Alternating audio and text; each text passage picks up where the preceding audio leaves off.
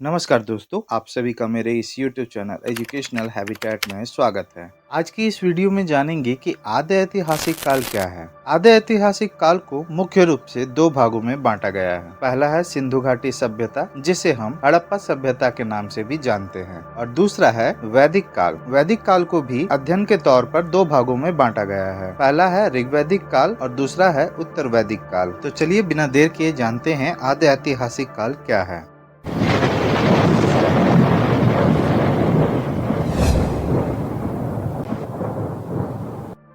आद्य ऐतिहासिक काल को 2500 से 600 ईसा पूर्व का माना जाता है। यह इतिहास का वह कालखंड है जिसकी जानकारी लिखित रूप से प्राप्त होती तो है, मगर इसे पढ़ा नहीं जा सकता। अर्थात इस काल में मानव को लिपि का ज्ञान था, मगर आज के समय तक वह लिपि पढ़ी नहीं जा सकी है। इस कारण से भी इस काल को हम आद्य ऐतिहासिक काल कहते हैं। वहीं इसे कांस्य युग भी कहते हैं, क्योंकि इस काल में तांबे और टीन को मिलाकर कांसा बनाया जाता था। इस काल को मनुष्य के विकास का दौर भी कहा जाता है, जिसे मुख्य रूप से अध्ययन के तौर पर दो भागों में बांटा गया है। पहला है सिंधु घाटी सभ्यता, जिसे हम हड़प्पा सभ्यता भी कहते हैं। दूसरा है वैदिक काल। वहीं वैदिक काल को भी दो भागों में बांटा गया है। पहला है ऋग्वैदिक काल, दूसरा है उत्तर वैदिक काल। आइए जानते हैं सिंधु घाटी सभ्यता के बारे में। सिंधु घाटी सभ्यता भारत की ही नहीं बल्कि दुनिया की सबसे पुरानी सभ्यताओं में से एक माना जाता है। इस सभ्यता को हम हड़प्पा सभ्यता और सैंधव सभ्यता के नाम से भी जानते हैं। सिंधु घाटी सभ्यता मुख्य रूप से 2500 ईसा पूर्व से 1700 ईसा पूर्व का माना जाता है। वहीं इसे अलग अलग विद्वानों द्वारा अलग अलग समय का भी बताया जाता है। सिंधु घाटी सभ्यता को हम कांस्य युगीन सभ्यता भी कहते हैं, क्योंकि इस सभ्यता के दौरान मानव तांबे और टीन को मिलाकर कांसा का उत्पादन करते थे, जिससे कि यह कई तरह के उपकरण बनाया करते थे।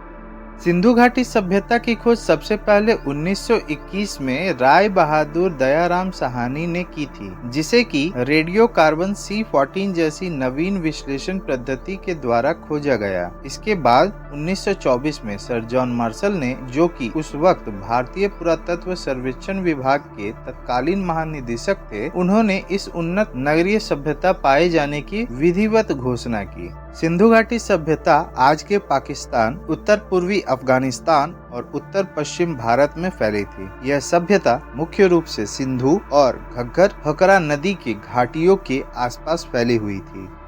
वहीं देखा जाए तो सिंधु घाटी सभ्यता के साथ साथ तीन और सभ्यताएं विकसित हो रही थी, जो कि यह है मेसोपोटामिया, मिस्र और चीन। वहीं सिंधु घाटी को लेकर यह दुनिया की 4 सबसे बड़ी सभ्यताएं हैं। आइए जानते हैं सिंधु घाटी सभ्यता की विशेषताएं।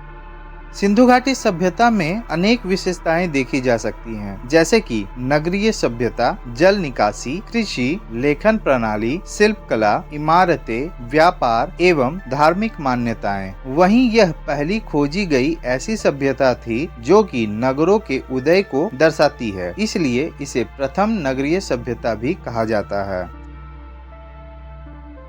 सिंधु घाटी सभ्यता ग्रिड प्रणाली पर आधारित थी।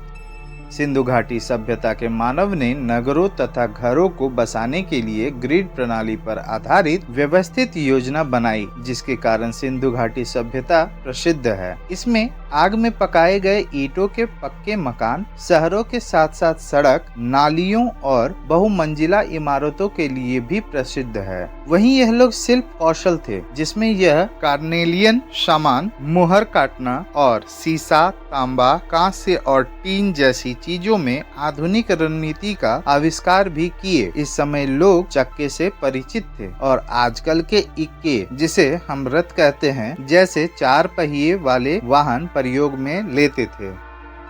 आइए जानते हैं सिंधु घाटी सभ्यता के मुख्य निवासी कौन थे। सिंधु घाटी सभ्यता के निर्माता और मुख्य मानव हम द्रविड़ लोगों को मानते हैं। वहीं अधिकांश विद्वानों, जिनमें से राखलदास बनर्जी का भी मत प्रमुख है कि द्रविड़ लोग ही सिंधु सभ्यता के निर्माता थे।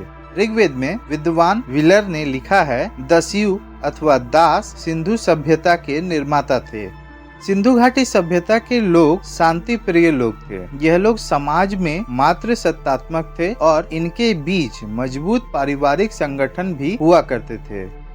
आइए जानते हैं सिंधु घाटी सभ्यता की मुख्य फसलों के बारे में। सिंधु घाटी सभ्यता का मुख्य व्यवसाय ही कृषि था। वहीं सिंधु घाटी सभ्यता में गेहूं और जौ को मुख्य फसल माना गया है। वहीं इसकी खेती भी बड़े पैमाने पे की जाती थी। इसके अलावा कई और फसल भी उस वक्त उगाई जाती थी, जिसमें चावल, जूट, कपास, सरसों, हल्दी, नील और फल एवं सब्जियां पाई जाती है। कपास का उत्पादन करने वाले लोग धरपाण कहलाते थे।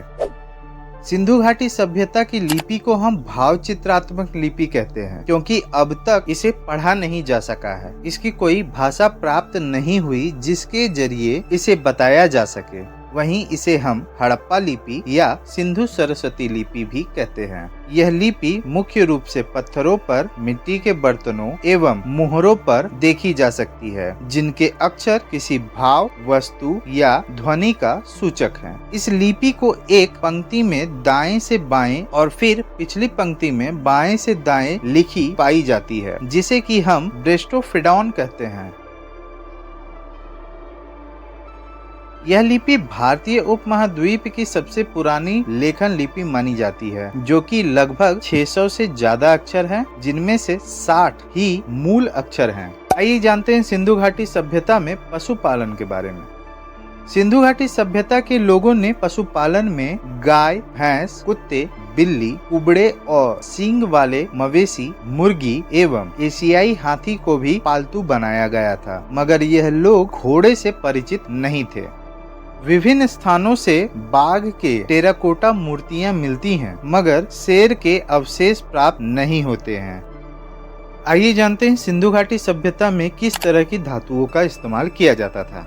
जैसा कि हम जानते हैं, सिंधु घाटी सभ्यता कांस्ययुगीन सभ्यता थी। वहीं इस सभ्यता में मानव तांबा, कांसा, स्वर्ण और चांदी आदि धातुओं से प्रचलित तो थे, मगर लोहे से इनकी पहचान नहीं हो पाई थी। इस समय के मानव आभूषण का प्रयोग करते थे, जिसमें मोतियों के मालाएं, सीप, शंख और हाथी दांतों से भी सुंदर आभूषण देखने को मिलते हैं। इन वस्तुओं में मोती, बाजूबंद, सुइयां और अन्य आभूषण भी शामिल हैं। आइए जानते हैं सिंधु घाटी सभ्यता के व्यापार के बारे में। सिंधु घाटी सभ्यता के लोग चावल, जौ, गेहूं, जूट, कपास, हाथी दांत की वस्तुएं, नील, लकड़ी, धातु, सीप और शंख एवं उनसे बने आभूषण और पत्थर का व्यापार भारत और दूसरे विदेशी देशों के साथ किया करते थे। वे वस्तु विनिमय के जरिए व्यापार करते थे, जिसे बार्टर सिस्टम भी कहते हैं। अर्थात इस समय कोई मुद्रा नहीं हुआ करती थी, तो यह लोग किसी वस्तु के बदले में कोई दूसरी वस्तु ले लेते थे। जैसे 5 बोरी चावल के बदले देवदार की लकड़ियां ले लेना, यह बार्टर सिस्टम कहलाता है। सिंधु घाटी सभ्यता के लोग मिस्र के लोगों को मलमल का कपड़ा व्यापार में देते थे। इस वक्त के लोग आयत में चांदी, जस्ता, रत्न, मणिक, देवदार की लकड़ी आयत करते थे, जो कि इन्हें Afghanistan, Iran, Iraq, Mesopotamia, Balochistan, Kashmir और दक्षिण भारत से आयत करनी पड़ती थी। सिंधु घाटी सभ्यता के लोग व्यापार के लिए समुद्री और स्थलीय मार्गों का इस्तेमाल किया करते थे। इस समय के मानव ने नाव भी बनाई थी। वहीं यह अरब सागर के तट पर कुशल नौवहन का इस्तेमाल भी करते थे।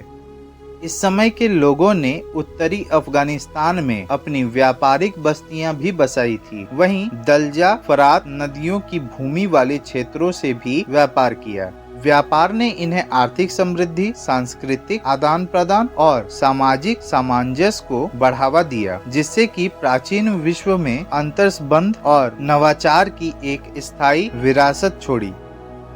आइए जानते हैं गोदीवाड़ा के बारे में। लोथल में एक गोदीवाड़ा मिला, जो कि व्यापार के लिए अहम माना जाता था। यह विश्व की प्राचीनतम ज्ञात गोदीवाड़ा है। गोदीवाड़ा नाव या बड़े जहाज के ठहरने के स्थान को गोदीवाड़ा या डॉकयार्ड कहते हैं। इस स्थान पर जहाजों की मरम्मत की जाती थी और तूफान से यहाँ जहाजों को बचाकर रखा जाता था। जिन गोदीवाड़ों में पानी का स्तर एक समान रहता था, उन्हें सजल गोदी कहते थे, और जिनमें पानी को खाली किया जाता था, उसे सूखी गोदी कहते थे। यह सिंध में स्थित हड़प्पा के शहरों और सौराष्ट्र प्रायद्वीप के बीच बहने वाली नदी साबरमती नदी की प्राचीन धारा से जुड़ी हुई थी। आइए जानते हैं सिंधु घाटी सभ्यता के लोगों का मनोरंजन का साधन क्या हुआ करता था, अर्थात वह अपना मनोरंजन किस प्रकार करते थे। सिंधु घाटी सभ्यता के लोग मनोरंजन के तौर पर जुआ खेलना, शिकार करना, चौपड़ खेलना, मिट्टी के खिलौने बनाना, मिट्टी के बड़े नाव बनाना, मिट्टी की सीटियां बनाना, मछली पकड़ना, जानवरों की लड़ाई, संगीत और नृत्य से वे मनोरंजन किया करते थे। इनके संगीत वाद्य यंत्रों में सारंगी, सितार, तबला, तंबोरा और तानपुरा शामिल थे। आइए जानते हैं सिंधु घाटी सभ्यता के लोग किसकी पूजा किया करते थे। सिंधु घाटी सभ्यता के पुरुष और महिलाएं प्राकृतिक तत्वों, मार्त देवियों और पशुपति की पूजा किया करते थे। वहीं हड़प्पा में जल एवं सूर्य की पूजा की जाती थी। इस काल में पीपल के पेड़ की पूजा व्यापक थी। लोगों का मानना था कि भगवान पेड़ों में निवास करते थे।